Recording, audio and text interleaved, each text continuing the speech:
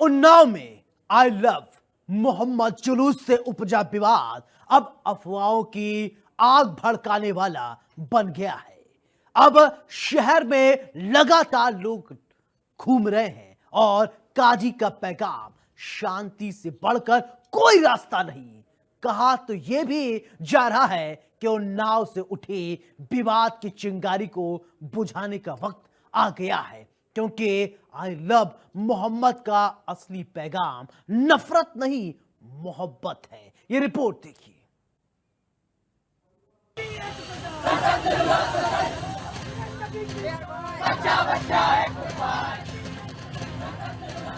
I love Mohammad जुलूस विवाद पूरे शहर को दिया दो हिस्सों में बांट। गलतफहमी ने फैलाया तनाव, सख्ती से हालात सामान्य। धर्म का असली चेहरा मोहब्बत, मोहब्बत में नफरत की कोई जगह नहीं। उन्नाव की गलियों में अचानक निकला आई लव मोहम्मद जुलूस। नारेबाजी हुई, भीड़ सड़कों पर उतरी और देखते ही देखते माहौल गर्मा गया। सोशल मीडिया से लेकर मोहल्लों तक चर्चा फैल गई। लोगों के बीच अफवाहें गूंजने लगी कि इस नारे को लेकर मुकदमे दर्ज हो रहे हैं। हकीकत और अफवाह के बीच की इस खाई ने शहर का माहौल बिगाड़ दिया। दरअसल कानपुर में एक केस दर्ज हुआ है, लेकिन उसका आधार आई लव मोहम्मद का नारा नहीं है, जबकि उन्नाव में इस नारे पर कोई मुकदमा दर्ज ही नहीं किया गया। लेकिन अफवाहों ने हाहाकार मचा दिया। कुछ लोग माहौल को बिगाड़ने में जुट गए, जबकि असलियत कुछ और थी। सच और झूठ के बीच की जो दूरी थी, वही बन गई उन्नाव के तनाव की सबसे बड़ी वजह। जो हालात हैं उन्नाव के और कल जो शुक्लागंज के हालात हुए हैं, उसी को लेकर प्रशासन के बीच हमारी मीटिंग हुई और ख़ास तौर से जो सीओ हसनगंज उनको यहाँ का चार्ज दिया गया है, यही हालात को बेहतर रखने के लिए माहौल ख़राब ना होने पाए और कानून को हाथ में न लिया जाए, कानून व्यवस्था ख़राब ना होने पाए। इन्हीं सब चीज़ों के ताल्लुक से ये मीटिंग हुई है कि एक अपील कायम किया जाए। अब लोगों से अपील कायम करें कि हालात को बेहतर बना के रखें। और उनका ये कहना है कि जो आई लव मोहम्मद की बुनियाद पर कानपुर में मुकदमा नहीं हुआ है, बल्कि किसी और बुनियाद पे हुआ है। पब्लिक को मालूम नहीं है और पब्लिक हल्ला मचा रही है। मामला बढ़ता देख पुलिस प्रशासन भी तुरंत अलर्ट हो गया। कोतवाली प्रभारी ने धर्म गुरुओं को बैठाकर मीटिंग की। सभी से शांति और सद्भाव बनाए रखने की अपील की गई। पुलिस ने साफ किया कि कोई भी व्यक्ति अफवाह फैलाते पकड़ा गया तो उसके खिलाफ सख्त कार्रवाई होगी। वहीं शहर में धारा 163 लागू है, यानी एक जगह पर 4 से 5 से ज्यादा लोग इकट्ठा नहीं हो सकते। पुलिस ने जगह जगह गश्त बढ़ा दी है और सोशल मीडिया पर भी पैनी नजर रखी जा रही है। अफवाहों पर ब्रेक लगाने के लिए प्रशासन सख्त है और शांति बनाए रखने के लिए शहर काजी की अपील सबसे अहम है। उन्नाव में आई लव मोहम्मद को लेकर के विवाद बढ़ा। विवाद कानपुर से उपजा था, शुक्लागंज है, वहां पर जो विवाद की आग उमड़ी थी, उसकी चिंगारी कल देर शाम 9:30 बजे उन्नाव के शुक्लागंज इलाके के मनोहर नगर तक पहुंची है। वो चिंगारी ऐसी भड़की कि यहाँ पर जो पुलिस कर्मी तैनात थे सुरक्षा व्यवस्था में, कहीं ना कहीं उनको भी क्षति पहुंचाई गई है और उनकी भी वर्दी फाड़ने का काम किया गया है। यहाँ पर तब से पुलिस का डिप्लॉयमेंट है। जो यहाँ मनोहर नगर आने का रास्ता है, वहां भी पुलिस का डिप्लॉयमेंट है और लगातार जो शहर काजी हैं वो लोगों से अपील कर रहे हैं कि शांति व्यवस्था बनाए रखें। ऐसी कोई दिक्कत नहीं है, किसी पे मुकदमा नहीं लिखा गया है। कानपुर में भी जो घटना हुई थी उस पर भी मुकदमा नहीं लिखा गया है। मेरे साथ कुछ लोग स्थानीय लोग हैं, उनसे बात करेंगे। दादा, किस प्रकार की ये भीड़ थी और क्यों, क्या लगता है, क्या होना चाहिए था ये? नहीं, वैसे तो हमारे हिसाब से तो ये जुलूस वाला या किसी के कारण बस हुआ तो ये भी गलत हुआ है, क्योंकि शांति का माहौल यहाँ हमेशा बना रहा है। क्योंकि दोनों गुट के हमेशा भी कभी किसी की आपकी ऐसी बात नहीं आई कि भी जुलूस का आपस में दोनों टकराव हुए कि हमारा जुलूस या गणपति का जुलूस हुआ तो ये हुआ कि पहले आप निकाल लें या पहले मैं निकाल। मतलब आपसी सद्भाव से यहाँ अक्सर काम होता है, लेकिन इस बार क्या दिक्कत आ गई? बच्चों से ऐसी क्या गलती हो गई? बच्चों से गलती ये हुई कि ऐसी की कोई परमिशन है, इसकी बात आई कि परमिशन नहीं लिया, इसलिए जो है आपत्ति आ गई। बाकी ऐसी कोई इसमें किसी को हस्तक्षेप वाली बात नहीं है। तो तमाम ये मोहल्ले वासी हैं, पीछे भी देख सकते हैं बहुत सारे लोग हैं जिनसे इनकी भी अपील है, शहर काजी की भी अपील है और लगातार पुलिस प्रशासन भी कहीं ना कहीं अपील कर रहा है कि ऐसी कोई बात नहीं है। हालांकि जो जुलूस निकाला गया बिना परमिशन निकाला गया तो उसकी परमिशन ले ली जाएगी। बाकी माहौल है यहाँ मनोहर नगर का बिल्कुल शांत है, ऐसी कोई दिक्कत नहीं है। आई लव मोहम्मद जुलूस विवाद ने पूरे शहर को दो हिस्सों में बांट दिया। एक तरफ वो लोग हैं जो इसे धार्मिक आस्था से जोड़ते हैं, तो दूसरी तरफ वो लोग जो इसे राजनीति से प्रेरित मानते हैं। इस बीच सबसे ज्यादा नुकसान आम जनता को हुआ, जिन्हें डर और अनिश्चितता का माहौल झेलना पड़ा। ऐसे हालात में सबसे बड़ी जिम्मेदारी समाज के नेताओं और धर्म गुरुओं पर होती है। मौलाना निसार अहमद मिसबाही का यही संदेश है कि धर्म का संदेश मोहब्बत और भाईचारा है, न कि नफरत और झगड़ा। मौलाना निसार अहमद मिसबाही का यही संदेश है कि धर्म का संदेश मोहब्बत और भाईचारा है, न कि नफरत और झगड़ा।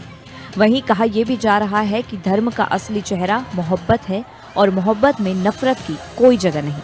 फिलहाल शहर में हालात काबू में है। पुलिस लगातार गश्त कर रही है, लोगों से अपील की जा रही है। धर्मगुरु भी सामने आकर माहौल को शांत करने की कोशिश कर रहे हैं।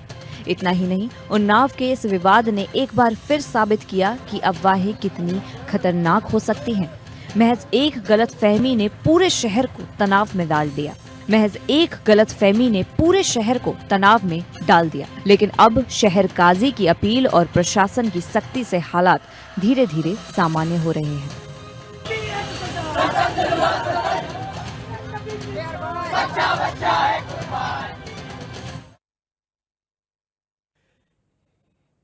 योगी सरकार बार बार कहती है कि भ्रष्टाचार पर जीरो टॉलरेंस, लेकिन अलीगढ़ की हकीकत तो जरा देख लीजिए साहब। यहां सरकारी आदेश फाइलों में दब जाती है और तहसील के दफ्तर में भ्रष्टाचार का खेल खुलेआम खेला जाता है। जमीन पर रोक थी, फिर भी बेनामा हो गया। जब जवाब मांगा गया तो अफसरों ने कह दिया हमारा काम तो बस स्टांप देखना है। सवाल ये कि अगर रोक का कोई मतलब ही नहीं तो आदेश क्यों? सवाल कई हैं, ये रिपोर्ट देखिए। योगी के आदेश बड़े बड़े, अफसरों की चालें और भी बड़ी। रोक का आदेश हो गया खेल, मुहर ने खोल दी भ्रष्टाचार की पोल। रजिस्टर बोला हमारा काम बस स्टैंप देखना। जनता पूछ रही है सवाल, क्या भ्रष्टाचार पर लगेगा लगाम? अलीगढ़ से सामने आई ये कहानी राजस्व विभाग की उस तस्वीर को उजागर करती है जिसकी गूंज मुख्यमंत्री योगी आदित्यनाथ के कानों तक भी बार बार पहुंचती है। सरकार लगातार आदेश देती है कि जमीनों की खरीद फरोख्त में कोई गड़बड़ी न हो, अधिगृहित जमीन पर लेन देन न हो, लेकिन आदेश नीचे आते आते बेईमानी हो जाती है। जनपद अलीगढ़ की कोल तहसील, यहाँ रेलवे ने कुछ साल पहले जमीन अधिगृहित कर ली थी। गाटा संख्या 274 पर साफ साफ रोक लगी हुई थी। नियम कहता है जब किसी जमीन पर रोक हो तो उसका बेनामा या बिक्री बिल्कुल नहीं हो सकती। यह आदेश न केवल अभिलेखों में दर्ज होता है बल्कि तहसील और रजिस्ट्री दफ्तर में भी इसकी कॉपी भेजी जाती है। लेकिन भ्रष्टाचार के खेल में आदेश का कोई मोल नहीं। रजिस्टर ने सारी जानकारी होने के बावजूद जमीन का बेनामा कर दिया। जब इंडिया न्यूज की टीम मौके पर पहुंची तो रजिस्टर से सवाल पूछा, जब जमीन पर रोक थी तो आपने बेनामा कैसे कर दिया? तो जवाब और भी चौंकाने वाला था। रजिस्टर ने कहा, मेरा काम तो सिर्फ स्टैंप चेक करना है, रोक देखना मेरा काम नहीं है। यानी साफ है जिम्मेदारी से पल्ला झाड़ने की कोशिश। इंडिया न्यूज ने इस मामले पर उच्च अधिकारियों से भी जवाब मांगना चाहा, लेकिन कोई भी ऑन कैमरा आने को तैयार नहीं हुआ। ऑफ रिकॉर्ड इतना जरूर कहा गया कि रजिस्टर के खिलाफ जांच होगी, कार्रवाई होगी, लेकिन बड़ा सवाल यही है, क्या जांच और कार्रवाई सिर्फ कागजों तक सीमित रहेगी या फिर इस बार कोई उदाहरण बनेगा? वहीं मुख्यमंत्री योगी आदित्यनाथ बार बार साफ कर चुके हैं, राजस्व विभाग में भ्रष्टाचार बर्दाश्त नहीं किया जाएगा। साफ साफ आदेश है कि अधिगृहित जमीनों पर कोई खरीद फरोख्त नहीं हो सकती। लेकिन इस केस ने दिखा दिया, नीचे के स्तर पर आदेश सिर्फ दिखावे के लिए होते हैं। वजह साफ है, लालच, रिश्वत और मिलीभगत। सूबे के मुख्यमंत्री योगी आदित्यनाथ भले ही जमीनों और राजस्व को लेकर भ्रष्टाचार मिटाने की बात करते हो, तमाम कवायद करते हैं, लेकिन स्थानीय अधिकारी जो है उनकी इस कवायद को पलीता लगाते हुए नजर आ रहे हैं। बात की जाए अलीगढ़ के तहसील कोल की, तो यहाँ पर रेलवे ने कुछ जमीन को रोक लगा रखी है, जिसकी एक कॉपी रजिस्ट्रार ऑफिस भी भेजी गई है, लेकिन रजिस्ट्रार ने पैसे के लेन देन करके गलत तरीके से एक बैनामा जिस पर रोक लगी हुई थी प्रशासन की तरफ से कर दिया गया। जब पूरे मामले की जांच के लिए इंडिया न्यूज की टीम ने जब इन्वेस्टिगेट किया तो अधिकारी इसका उत्तर देने से बचते हुए नजर आए। अलीगढ़ में जमीन माफिया लंबे वक्त से सक्रिय रहे हैं। कभी रेलवे की जमीन, कभी सरकारी जमीन, कभी ग्राम सभा की जमीन, हर जगह एक ही पैटर्न पर देखने को मिलता है, जो माफिया और तहसील का गठजोड़ है। इस केस ने ये साबित कर दिया कि बिना अधिकारियों की मिलीभगत के अधिगृहित जमीन पर बैनामा होना संभव ही नहीं। पहले हमने एडीएम राजस्व से बात करने की कोशिश की, फिर एडीएम प्रशासन से बात करने की कोशिश की और उसके बाद में सिटी मजिस्ट्रेट से बात करने का प्रयास किया। सभी अधिकारियों ने कहते हुए पल्ला झाड़ लिया कि वह संबंधित अधिकारी नहीं और इसमें ऐसे में कोई बयान नहीं दे सकते, कोई बाइट नहीं कर सकते। लेकिन हाँ, उन्होंने इतना जरूर कहा कि जिस रजिस्ट्रार ने ये बैनामा किया है वो गलत तरीके से हुआ है, उस पर कार्रवाई जरूर की जाएगी। अब देखने वाली बात होती है कि कब तक ये अधिकारी मुख्यमंत्री के आदेशों का पालन करते भी हैं या नहीं, या किस तरह से जो तहसील में भ्रष्टाचार चल रहा है उस पर रोक लगा पाने में सक्षम है या नहीं। लेकिन हाँ, एक बात तो है कि कहीं ना कहीं अधिकारियों की इस खामोशी की वजह से ही भ्रष्टाचार को लगातार बढ़ावा मिल रहा है। यह पहला मामला नहीं है, पहले भी ऐसे मामले हो चुके हैं। अलीगढ़, मथुरा, मेरठ, लखनऊ, लगभग हर जिले से ऐसे केस सामने आते रहे हैं। कभी भूमा माफिया ग्राम समाज की जमीन बेच देते हैं, कभी सरकारी परियोजना के लिए अधिगृहित जमीन पर भी रजिस्ट्री हो जाती है और हर बार अधिकारियों को जमींदारी पर सवाल खड़े होते रहे। या फिर वाकई में कोई ऐसा कदम उठाया जाएगा जो भ्रष्टाचारियों के लिए नजीर बन जाएगा। Bureau report, India news. Uttar Pradesh में पंचायत चुनाव की गहमागहमी के बीच पुलिस ने असलहा माफियाओं पर चोट की है। आगरा के थाना डौकी क्षेत्र में अवैध हथियारों की फैक्ट्री का खुलासा हुआ है। पुलिस ने तबीज देकर 3 अपराधियों को गिरफ्तार किया, हथियारों का जखीरा बरामद किया। सवाल ये कि आखिर किसके इशारे पर ये लोग सप्लाई करते थे हथियार। आइए देखते हैं हमारी ये खास रिपोर्ट में गुनाह की जो कहानी है उसको देखिए और समझिए आखिरकार किसके इशारे पर बेची जा रहे थे असल है।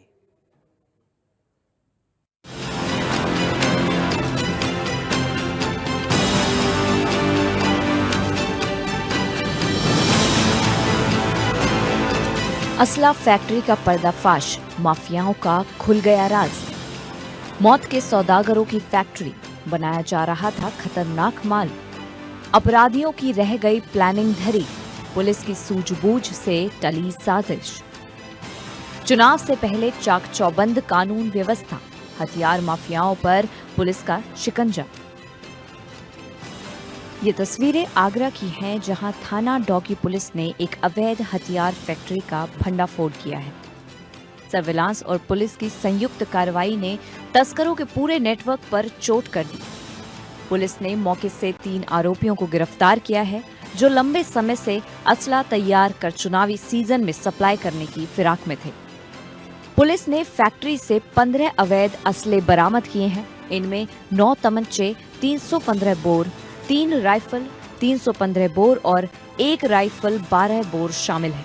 इसके साथ ही असला बनाने के लिए भारी मात्रा में पाइप, औजार, कटर और मशीनें भी मिली। बरामदगी के दौरान आरोपियों से मोबाइल फोन और 8,000 रुपए नगद भी पुलिस ने कब्जे में लिए। चुनाव से पहले अपराधियों की प्लानिंग धरी की धरी रह गई, या फिर यूं कहें कि पुलिस की सूझबूझ से साजिश टल गई। ये पिछले कई दिनों से हम लोगों को लगभग महीने भर से एक इनपुट मिल रहा था कि इस पूरे क्षेत्र में कई जगह पर लोग हथियार लेके चलते हैं और कई बार चेकिंग में भी उनके पास से हथियार बरामद होता था।